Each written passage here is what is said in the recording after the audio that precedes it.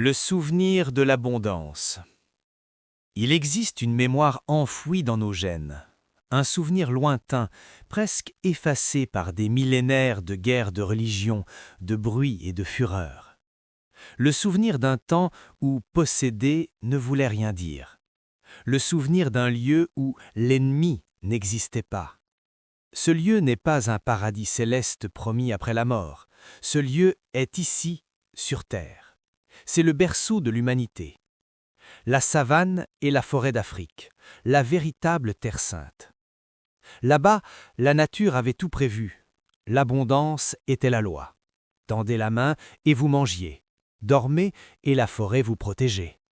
Mais l'homme est un être étrange. Il y a eu une rupture, une trahison des lois de la nature. Certains d'entre nous, ingrats envers cette mère nourricière, ont fait un choix. Le choix incompréhensible de partir, de quitter l'harmonie pour l'inconnu. Ils ont tourné le dos à la forêt et à la savane pour marcher hors des ombrages, vers la poussière, vers le vide. Sans le savoir, en quittant le jardin, ils ont déclenché ce que les religieux appellent le péché originel. Mais ce n'était pas la colère d'un dieu, c'était la conséquence inévitable d'une erreur géographique. Ils sont entrés dans le désert, et le désert allait changer l'âme humaine à jamais. La pédagogie du manque. Regardez-les, ces peuples déserteurs, perdus dans l'aridité. Dans la forêt, si je mange une mangue, il en reste 1000 pour toi. Ton existence ne menace pas la mienne. Nous sommes frères. Mais ici, dans le désert, la logique s'inverse. L'eau est rare, l'ombre est rare, la vie est une exception. C'est ici que la psychologie humaine s'est brisée. Le manque a créé la peur a créé la convoitise, et la convoitise a enfanté la rivalité. Vous ne regardez plus votre voisin comme un semblable, vous le regardez comme un concurrent. S'il boit, vous mourrez de soif. Si tu ne te couvres pas le corps, tu brûleras comme un poulet grillé. Chacun a commencé à voir son prochain pour ennemi. Chacun a voulu le monopole, à tout prix. C'est le début de la fin de l'innocence. La malédiction primitive, c'est celle de la rareté. C'est comprendre que pour survivre ici, il faut prendre ce qui appartient à l'autre. Les gardiens du fleuve. Dans cet océan de mort, il y avait quelques îlots de survie. Les rives, les points d'eau, les oasis. Ceux qui ont réussi à s'accaparer ces lieux sont devenus impitoyables. Ils ont gardé jalousement l'accès à la vie. C'est ainsi qu'est né le culte du ciel pour donner un sens à la vie, et la civilisation pour donner goût à la vie. Non pas par amour de l'art ou de la sagesse, mais par nécessité de contrôle. Pour protéger ces rives contre les autres peuples assoiffés, il fallait une organisation. Pour protéger ces points où la vie était possible contre les autres peuples assoiffés, il fallait une organisation militaire. Il fallait des murs, il fallait des soumis. Les premiers créateurs des dieux du ciel sont en réalité les architectes de la plus grande prison à ciel ouvert de l'histoire. Leur système était simple. Je possède les rives, c'est-à-dire l'eau. Donc je possède ta vie. Et si je possède ta vie, je suis ton Dieu.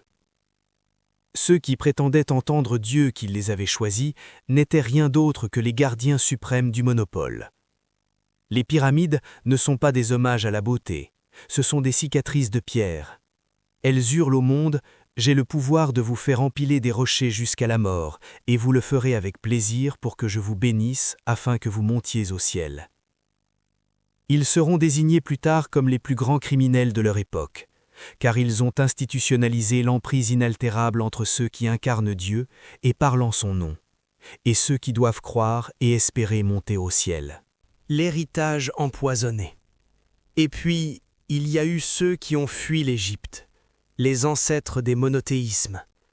On nous raconte qu'ils ont fui pour la liberté, qu'ils ont apporté une nouvelle foi plus pure. C'est le plus grand mensonge de l'histoire religieuse. Regardez bien leur Dieu unique. Est-ce un Dieu de la forêt? Est-ce un Dieu d'abondance et de partage? Non. C'est un Dieu du désert. C'est un Dieu jaloux. C'est un Dieu guerrier. C'est un Dieu qui ordonne de massacrer les peuples voisins pour prendre leurs terres. Pourquoi ? Parce que ces croyants n'ont pas rejeté la méthode qui permet à un peuple de mettre fin à la survie dans le désert. Ils l'ont emporté avec eux, l'ont amélioré. Ils ont été infectés par la logique de la rareté. Leur Dieu unique est le miroir céleste de la dictature du désert. Il n'y a qu'une seule vérité, comme il n'y a qu'une seule source d'eau, et elle est à moi. Le lien est direct. Le Dieu des monothéistes découle en vérité des dieux des pharaons. C'est la même méthode, justifiée par la même peur de manquer. Les opprimés sont devenus oppresseurs. Ils ont remplacé le fouet du contremaître par la menace de l'enfer éternel. Le retour au réel. La haine entre les peuples, les guerres de religion, le fanatisme, tout cela n'est pas une épreuve divine. C'est la conséquence tragique d'une humanité qui a oublié l'abondance pour se battre pour des miettes dans le sable. Nous, forestiers, athées, agnostiques, esprits libres, nous devons comprendre ceci. Tant que l'homme pensera comme un survivant du désert, il créera des dieux cruels pour justifier ses guerres. Le véritable éveil, ce n'est pas de regarder vers le ciel en attendant un sauveur, c'est de regarder vers la terre, de comprendre notre histoire, de comprendre que nous avons quitté le berceau de l'humanité dans la forêt et la savane et que nous payons encore le prix de cet exil volontaire. Les dieux sont nés de notre peur de mourir de soif.